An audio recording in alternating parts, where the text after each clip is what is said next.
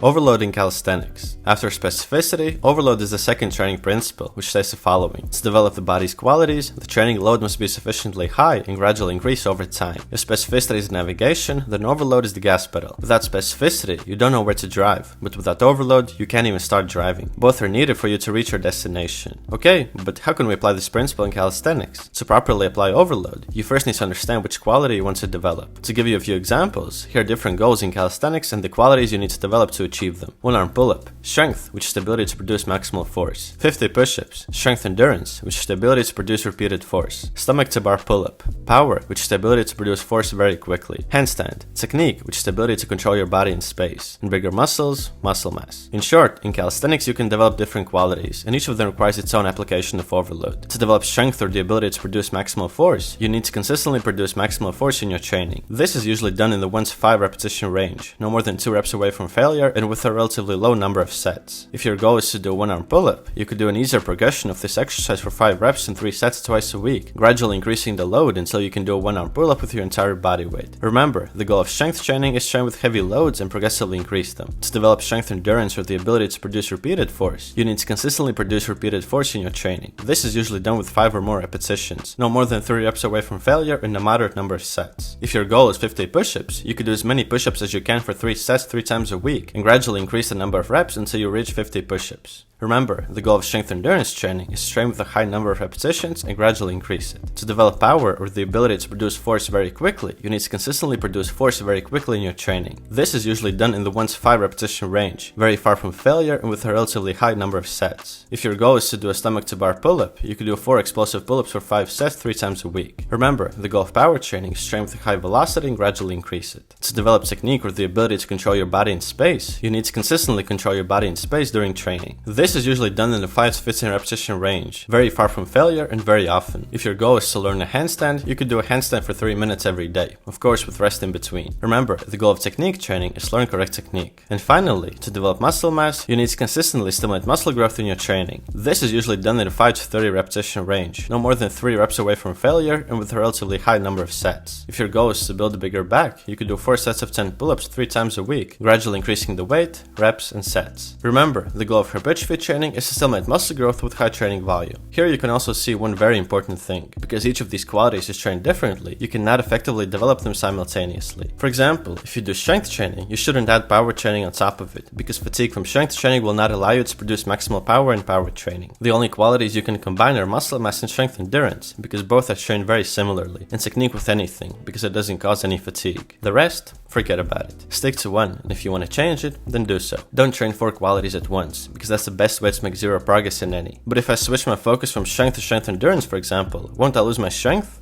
No. Maintaining a quality is much easier than developing it, so when switching your focus to strength endurance, you can do as little as 2 strength sets a week and lose almost no strength. I hope this video was helpful, and see you next time for a video on the 3rd training principle, fatigue management and its application in calisthenics. Peace!